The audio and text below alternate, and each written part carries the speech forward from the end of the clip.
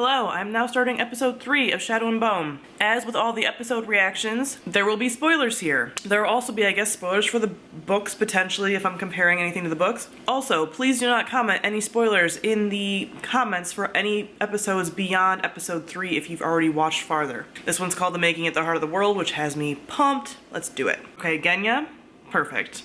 Have you ever bathed? And what happened to your face? Like, yes, that's her energy. So already the banter and bond between Genya and Alina is good. Like the connection and just like the little additions that they're making to make Alina being Shu not feel like, you know, that it's just like, oh, we added this just for diversity. Like they're really putting it in throughout.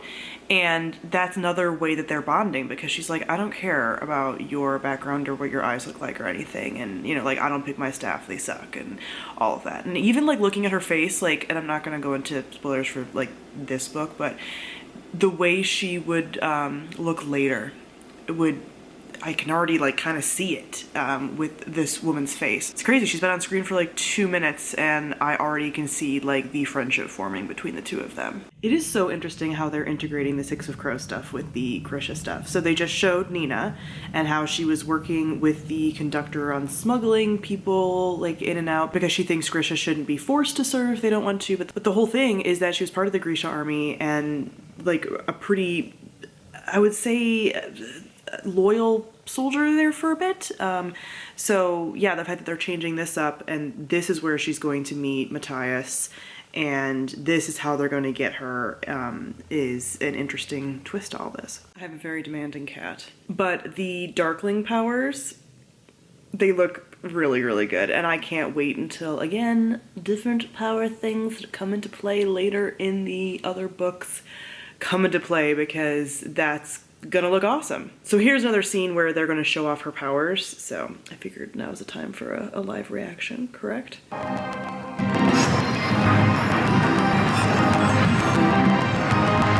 So those were some nice touches. Her looking like the actual sun. I would say that out of all the special effects, her stuff looks like the most cheesy, I guess. But also, how would you do that any differently? But the sort of like sun around them was really cool. That part looks cool. I also like that, again, nods to people that I already know from the books. Him putting his arm around her wrist like an amplifier is a whole thing, obviously. I didn't know this was gonna happen, so I actually gasped. But Lee's there in purple, like, so she's in like a fabricator, like, because she's a writer. And like, she's the one that gives her the hug. Like, you can see how excited she is. I want to cry. Like, how great would it be to, like, have your books adapted? Lee, good job. I wasn't sure if you were gonna get an author cameo, but you usually do, so, oh, that makes me so, like, as soon as I saw her, I went, but of course I wasn't filming, but I gasped. I gasped. They use this goat as bait in the fold. I'm gonna be so upset if that goat dies. I swear to God. Nina is not how I pictured her. Obviously, there's already been a lot of discussion that, like, she's not plus size in the way that she's described in the books. But yeah, she's definitely not how I picture her. She has the fire, but she's also more, like, jokey, I feel like, in the books. And obviously, we haven't had the opportunity to see that because stuff is happening. But I'm hoping that her, like, banter comes out as well. So the apparat is definitely, like, shady, as he should be, but it's so funny because whenever I pictured him, I always pictured him as Rasputin from Anastasia. So even though I know he wasn't exactly supposed to necessarily look like that, and he looks very much just like a sniveling priest, which is essentially what he is, I just always picture Rasputin. So the apparat just told her about the amplifiers and things, which was a really good scene. And I don't remember if he was the one that described it to her. I don't remember. But it's cool that, again, since I'm reading Rune and Rising, which is the third book in the trilogy for those of you that are just watching the show, there's a lot of talk of the amplifiers and the one that they're calling the Bonesmith and all this stuff. So the fact that that's already being brought up now is cool, because I am interested to see, like, that's going to be later. It's not really going to be in, like, this season, but I'm interested to see how, like, that all ends up playing out as well in future seasons. And they're about to go see Bagra, which I'm so excited about. The faces Alina makes are very extra, I will say that much. She's a very expressive girl. Okay, Bagra's, like, little cave. awesome, absolutely. I mean, it's supposed to be a hut, but apparently they're having her live in a cave. Okay, so they're having her like live in a cave and appear younger than I ever pictured her. She has the Bagra attitude though. Bagra telling her to come back when she believes that she's a sun summoner too. Perfect. That is so in line with the scene that I'm hoping they keep in it when she like welcomes her power in and like uses her power. I hope that that's the scene that they keep. I have very few things that I want them to keep the same, and that is one of them. I'm really liking the scene with like the conductor and the train and like that whole thing that's obviously been added in. I really dig that.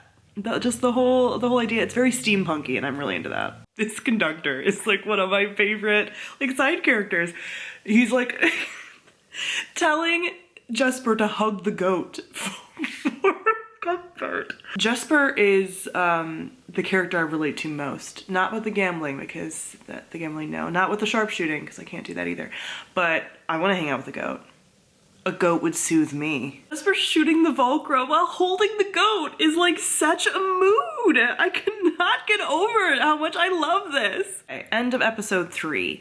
They are laying on the Alina thing like real thick, and I mean not like all the way through, but at least like the end she's writing him the letter and she's being like, you're my true north and all this stuff, which I get was present in the books, but I do feel like because the books are so much more her first person stuff, like you don't get as much of that. Like this is like setting them up as endgame like right now, you know, and I'm like, listen, there's a lot of other factors. There's a whole other character that throws a wrench in that plot that we haven't even seen yet and won't see. Can't wait for him. So yeah, it's a little like, wow. Again, I don't hate it because there is so much more of that like evidence, I guess, in this. I'm wondering if episode 4 is going to be her big like power moment or not. I can't decide in this moment if I want to go to bed. It is 6 in the morning, and by the time I edit this and put it up, it'll probably be like 6:30-ish. I do want to sleep. I have another appointment at like 3 tomorrow, well, today. But I don't say it's the next day until I sleep. So I'm thinking I'm gonna finish the rest of these. I wanna be more fresh for them. So I think I'm gonna finish the rest of these after I sleep. I keep wanting to say tomorrow. But anyway, let me know what you thought of episode 3. Comment down below. Again, only stuffer up to episode 3, nothing beyond. Thank you all for watching, and I'll see you guys later today. Bye.